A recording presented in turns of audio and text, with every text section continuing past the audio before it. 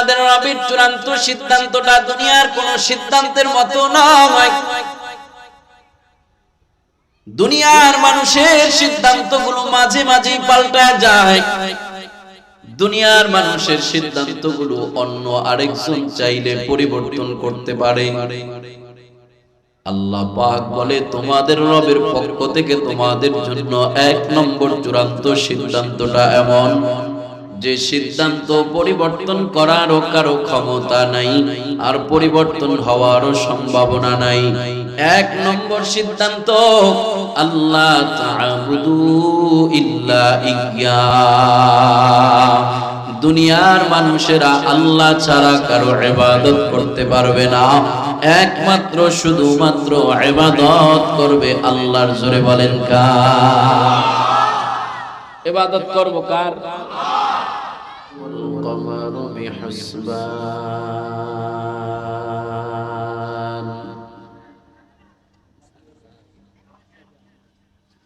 والنجم والشجر يسجدان وفضل زمانا على زمان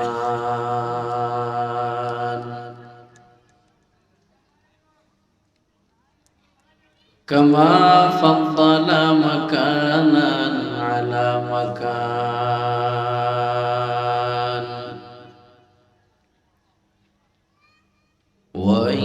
وإنسانا على إنسان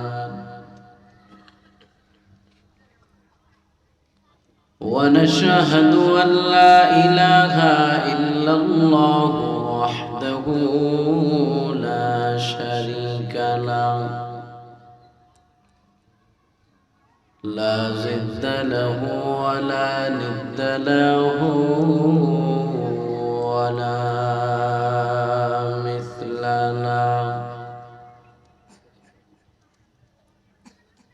ونشهد أن سيدنا وسندنا وحبيبنا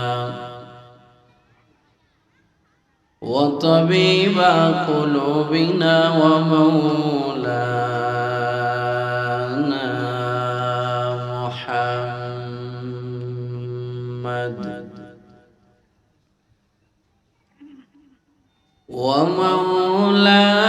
ومولانا محمدا عبده ورسوله صلى الله تعالى عليه وعلى آله وأصحابه وبارك وسلم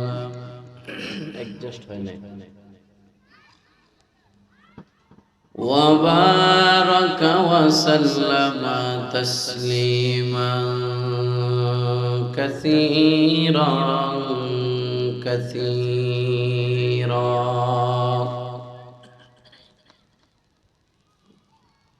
الذي أرسله الله تعالى بالحق بشيرا ونذيرا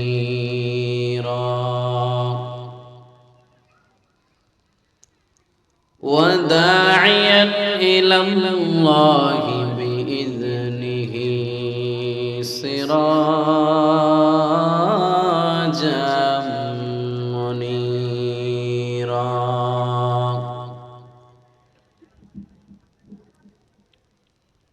أما بعد فأعوذ بالله من الشيطان الرجيم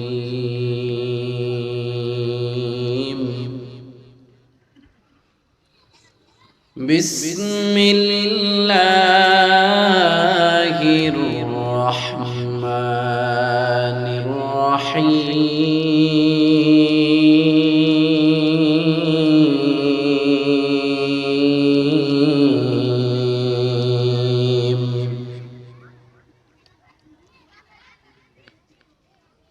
وقضى ربك ألا تعبدوا تعبدوا إلا إياه وبالوالدين إحسانا وقال رسول الله صلى الله عليه وسلم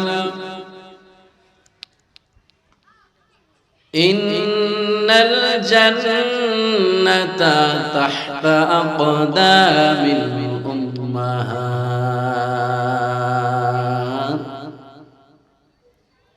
أو كما قال عليه الصلاة والسلام. وقال تعالى في شان حبيبه ومحبوبه ومعشوقه إن الله وملائكته يصلون على النبي يا أيها الذين آمنوا صلوا عليه وسلموا تسليما. আমরা নামাজের মধ্যে যে দুরূদ ইব্রাহিম পড়ে থাকি সবাই পারি না ইনশাআল্লাহ? রাসূলের মহব্বতে একটু দুরূদ পড়া যাবে? নামাজের দুরূদটা সবাই মহব্বত ভালোবাসা উজাড় করে দিয়ে রাসূলের প্রেমে দুরূদ ইব্রাহিম পড়ি। আল্লাহুম্মা সাল্লি আলা মুহাম্মাদিন ওয়া আলা আলি মুহাম্মাদ কামা সাল্লাইতা আলা ইব্রাহিম ওয়া আলা আলি ইব্রাহিম ইন্নাকা হামিদুম মাজিদ। اللهم بارك على محمد وعلى آل محمد كما باركت على إبراهيم وعلى آل إبراهيم إنك حميد مجيد. بلغ العلا بكماله كشف الدجى بجماله حسنت جميع خصاله صلوا عليه وآله.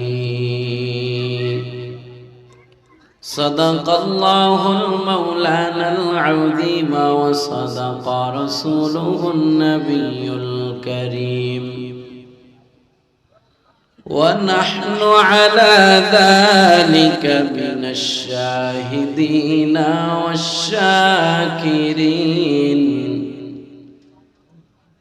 والحمد لله رب العالمين.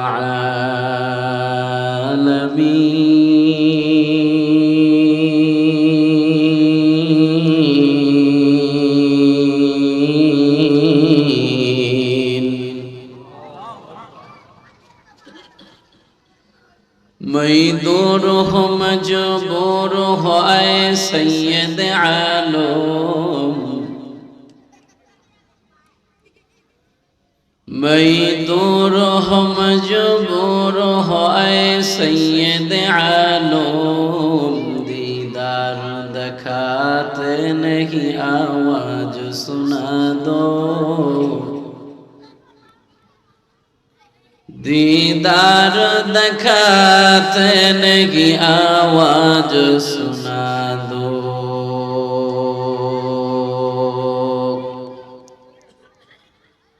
मैं सूरत यूसुफ को नहीं चाहने वाला कायस के मनंदे नहीं मैं आशिक लैला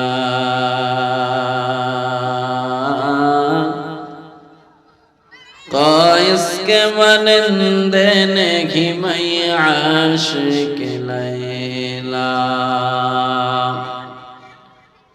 मैं आशिक मौला हो मेरा इश्क निराला ये जुमला जहां जिसकी तजल्ली से उजाला ये जुमला जहां जिसकी तजल्ली से उजाला ला इलाहा इल्लल्लाह ला इलाहा इल्लल्लाह ला इलाहा।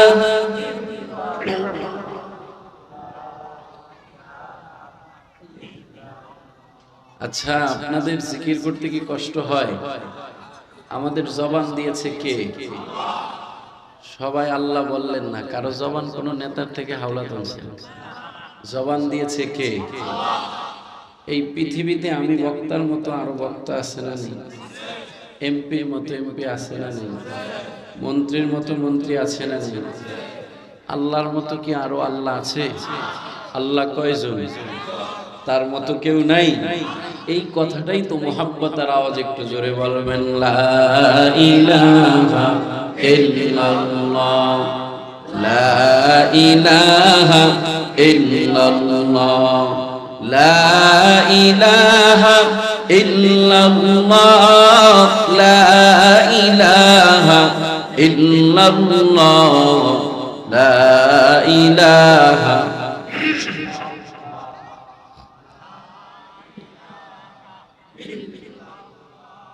لا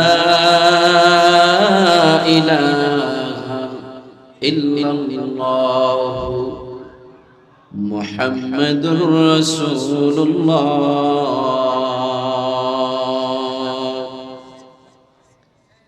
الحمد لله ثم الحمد لله বৃহত্তর মাসদাইর তাফসীরুল কোরআন মাহফিল কমিটির উদ্যোগে আয়োজিত 20তম 2 দিন ব্যাপী তাফসীরুল কোরআন মাহফিলের আজ প্রথম দিনের প্রথম রজনীর মুহতারাম সভাপতি, প্রধান অতিথি, বিশেষ অতিথিবৃন্দ, মঞ্চ উপবিষ্ট হযরত উলামা ইকরাম, আমার সামনে উপবিষ্ট বহুদূর দূরান্ত থেকে আগত আল্লাহ পাক রব্বুল আলামিনের জাকিরিন শাকিরিন মুহিব্বিন ইজাম, বৃদ্ধ বাবাজি, সমবয়সী কলিজার টুকরা যুবক ভাই, পর্দার আড়ালে অবস্থানরত সম্মানিতা মা ও বোনেরা, আল্লাহ রব্বুল ইজ্জাতুল জালালের দরবারে অসংখ্য অগণিত শুকর, যে দয়াময় আল্লাহ অত্যন্ত মুহাব্বত করে, ভালোবেসে, পছন্দ করে আজকের এই মাহফিল তথা জান্নাতের বাগানে এসে বসবার মতো তৌফিক দান করেছেন।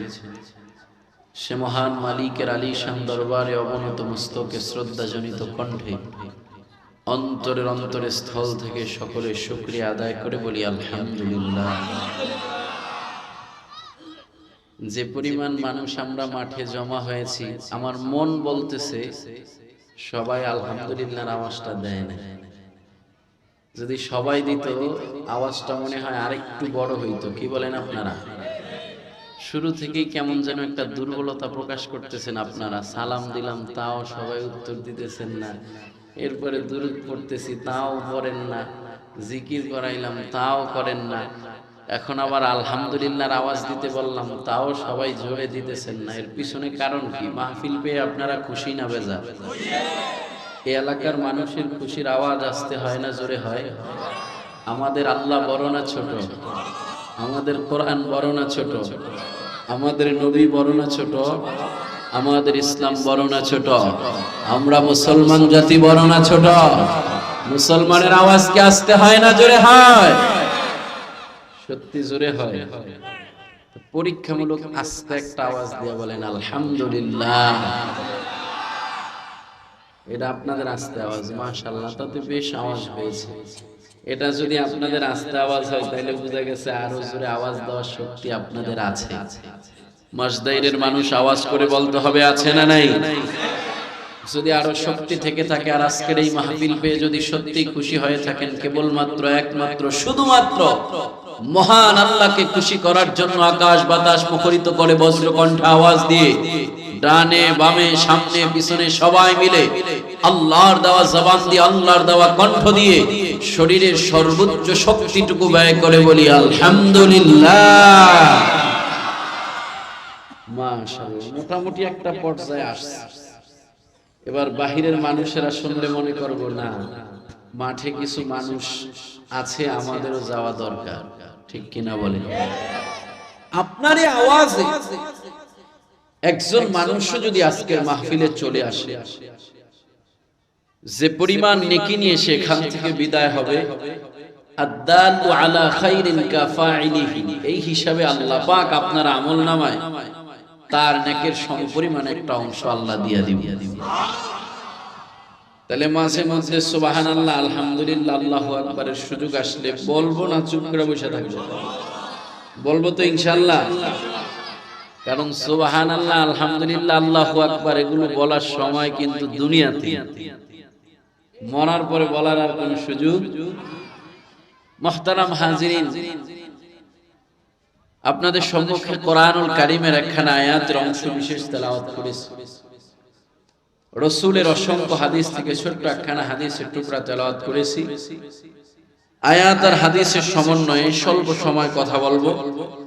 আমাদের আজকের মাহফিলের প্রধান বক্তা, প্রধান মেহমান, আমাদের সকলের শ্রদ্ধার পাত্র, হাজারো উস্তাদের উস্তাদ, উস্তাজুল আসাতিজা হযরত মাওলানা মুফতি দেলোয়ার হোসেন দামাত বারাকাতুহু হুজুর আসার আগ পর্যন্ত একবারে স্বল্প সময় কিছু কথা বলবো, যদি আল্লাহ তৌফিক দান করে। আর আপনারা যদি একটু ধৈর্য সহকারে শুনেন, শুনবেন না ইনশাআল্লাহ? আমার তেলাওয়াতকৃত আয়াতের মধ্যে আল্লাহ পাক বিশ্ববাসী মানব মণ্ডলীকে তার চূড়ান্ত দুইটা সিদ্ধান্তের কথা জানিয়েছে। কয়টা? এই সিদ্ধান্ত দুইটাই শর্টকাটে বলে ইনশাআল্লাহ আপনাদের কাছ থেকে বিদায় নেব। তবে আল্লাহ পাকের যে চূড়ান্ত সিদ্ধান্ত, এই সিদ্ধান্ত দুনিয়ার মানুষের সিদ্ধান্তের মতো না। কারণ দুনিয়ার মানুষের সিদ্ধান্ত কিছুদিন পরে পরে পাল্টায় যায়, ঠিক না? মোটামুটি 5 আগস্টের পরে একটা সিদ্ধান্ত হয়েছিল সবাই মিলে এক বাক্সে মারবো, কিন্তু এখন আবার সিদ্ধান্ত কেমন যেন পরিবর্তন হয়ে গেছে, ঠিক না? ঠিক। কোর্ট কাচারি আদালতের মধ্যে রায় হয়, উচ্চ আদালতে আপিল করবেন, আগের রায় বাতিল হয়ে যায়, ঠিক না? ঠিক। কিন্তু আল্লাহ পাকের সিদ্ধান্তটা এমন যে সিদ্ধান্ত আল্লাহ পাক এমন ভাবে চূড়ান্ত করছে, এই সিদ্ধান্ত পরিবর্তন হওয়ারও কোনো সম্ভাবনা নাই, আর পরিবর্তন করারও কারো ক্ষমতা নেই। এক নম্বর সিদ্ধান্ত, আল্লাহ বলেন ওয়াকাদা রাব্বুকা আল্লা তা'বুদু ইল্লা ইয়্যাহু। বিশ্ববাসী মানব মণ্ডলী, তোমাদের রবের চূড়ান্ত সিদ্ধান্ত। এবার বলতে পারেন হুজুর, আল্লাহ ছাড়া অন্য কারো কেন ইবাদত করা যাবে না? অন্য এক আয়াতের মধ্যে আল্লাহ কারণ জানায় দেয়, ইয়া আইয়ুহান নাসু উবুদু রাব্বাকুমুল্লাযী খালাকাকুম ওয়াল্লাযীনা মিন ক্বাবলিকুম লাআল্লাকুম তাত্তাকুন। ও বিশ্ববাসী মানব মণ্ডলী, তোমরা তোমাদের রবের ইবাদত, অসংখ্য অগণিত, আর আমরা কই কত হাজার, 18,000। আল্লাহ বলেন এত মাখলুক সৃষ্টি করেছি যার সংখ্যা তোমরা কেউ জানো না। সুবহানাল্লাহ বললেন না? ওয়ায়াখলুকু মা লা তা'লামুন।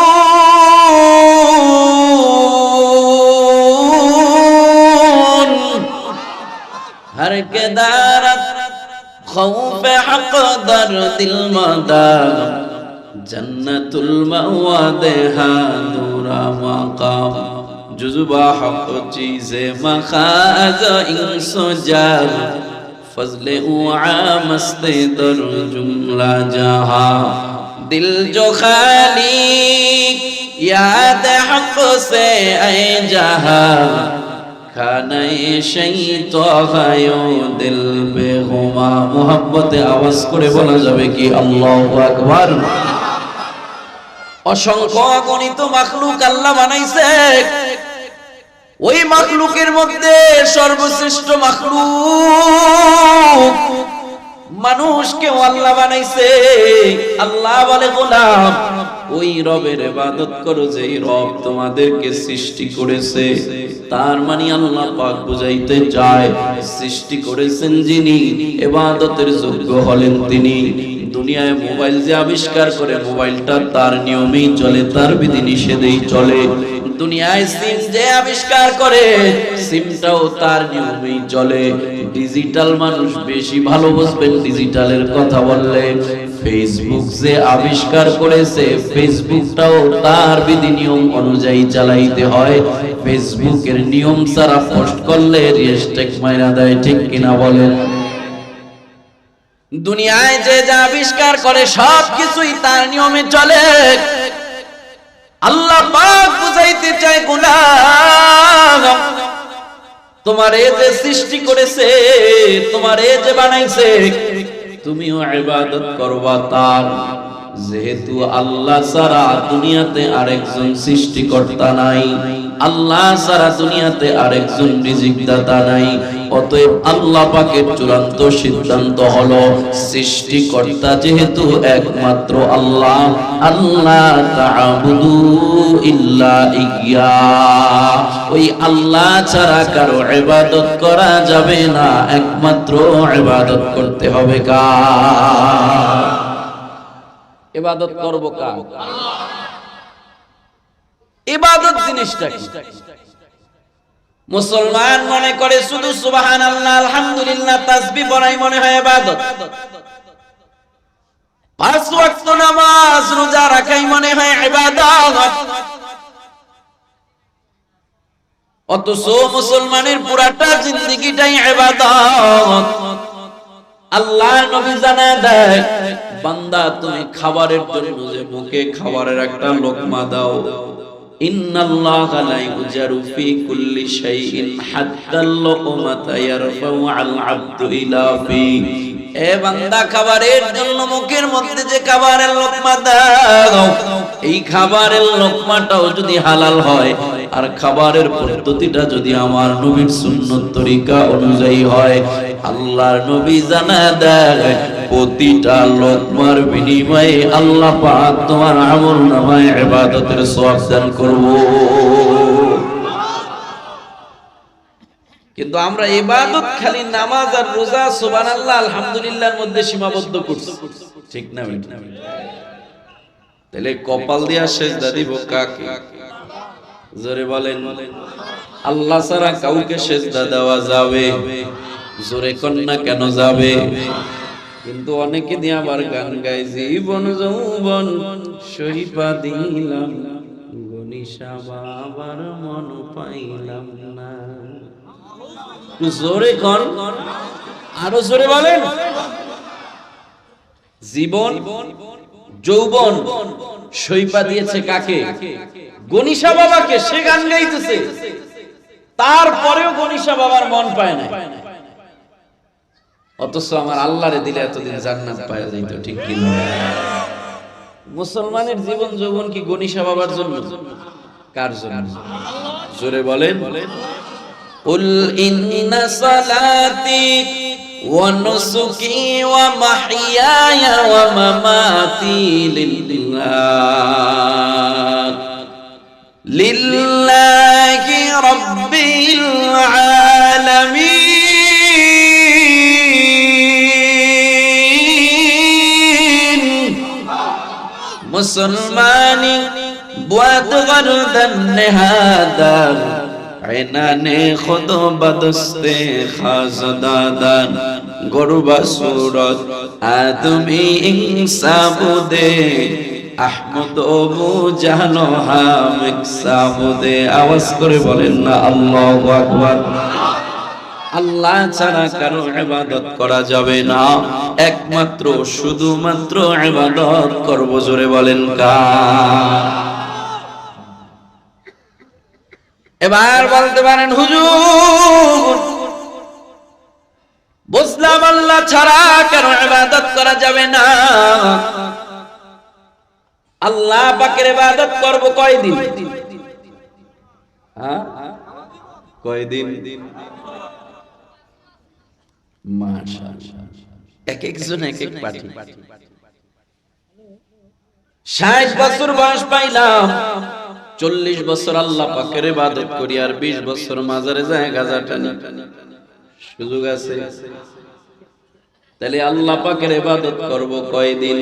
আল্লাহ পাক নিজেই জানায় দেয়, ওয়া'বুদ রাব্বাকা হাত্তা ইয়াতিয়াকাল ইয়াকিন।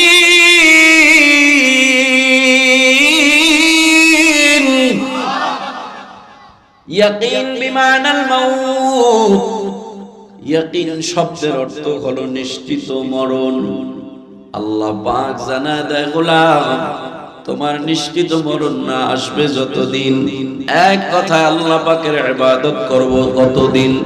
জীবন আছে যতদিন আল্লাহ পাকের ইবাদত করব ততদিন। বলেন, জীবন আছে যতদিন আল্লাহ পাকের ইবাদত করব ততদিন। আবার বলেন, জীবন আছে যতদিন।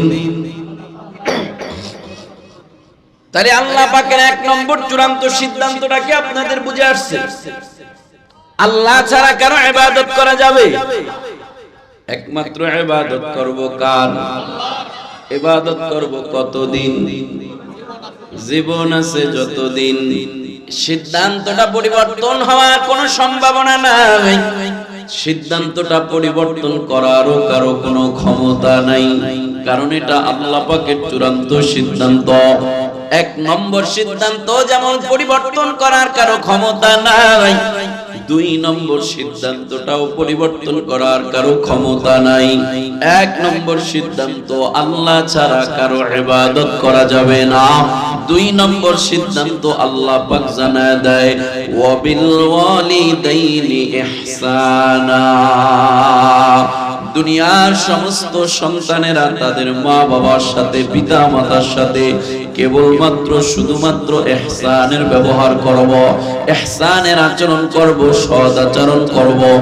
দুনিয়ার কোন সন্তান মা বাবার সাথে খারাপ আচরণ করতে পারবো না। সিদ্ধান্ত কার? আল্লাহ ছাড়া যেমন কারো ইবাদত করা যাবে না, দুনিয়ার সন্তানেরা মা বাবার সাথে খারাপ আচরণ করতে পারবো না, কারণ দুটোটা সিদ্ধান্ত কার? প্রথম সিদ্ধান্ত যেমন পরিবর্তন করা যাবে না, দ্বিতীয় সিদ্ধান্ত তেমন পরিবর্তন করা যাবে না।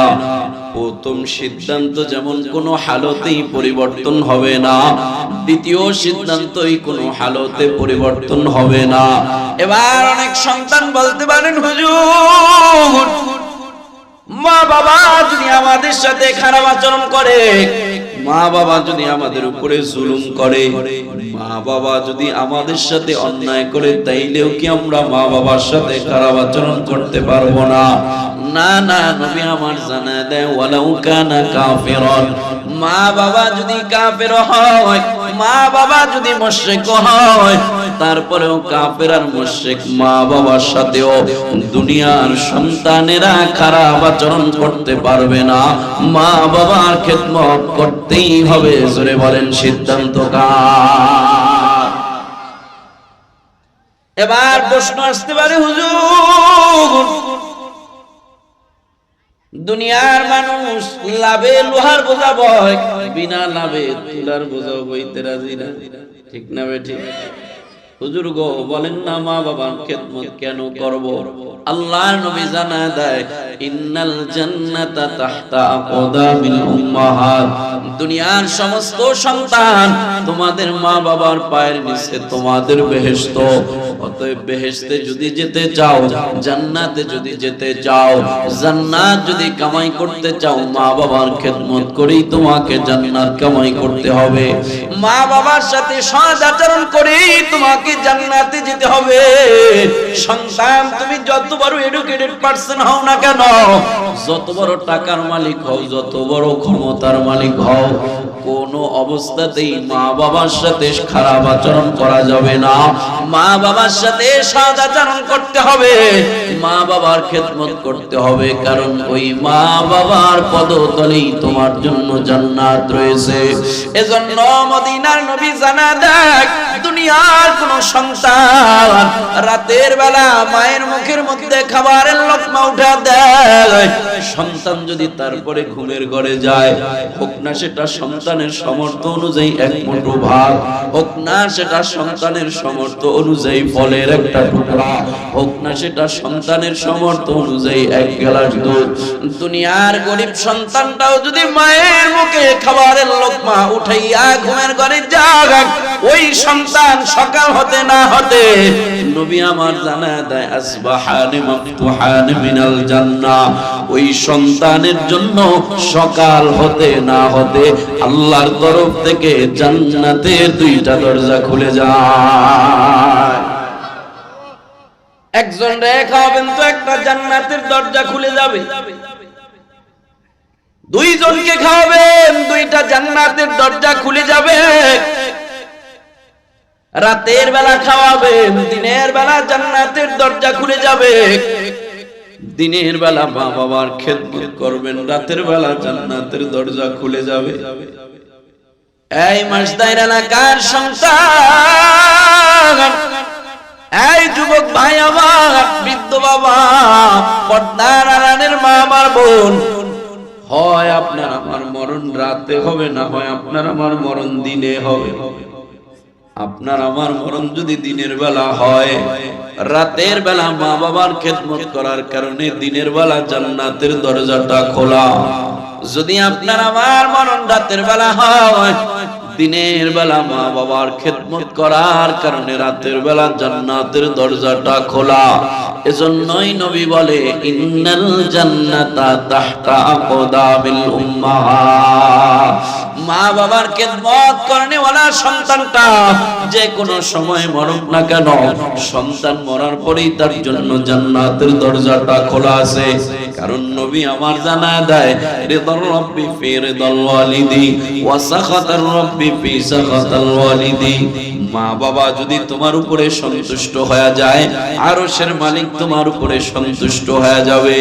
মা বাবা যদি তোমার উপরে অসন্তুষ্ট হয়ে যায়, আরশের মালিক তোমার উপরে অসন্তুষ্ট হয়ে যাবে।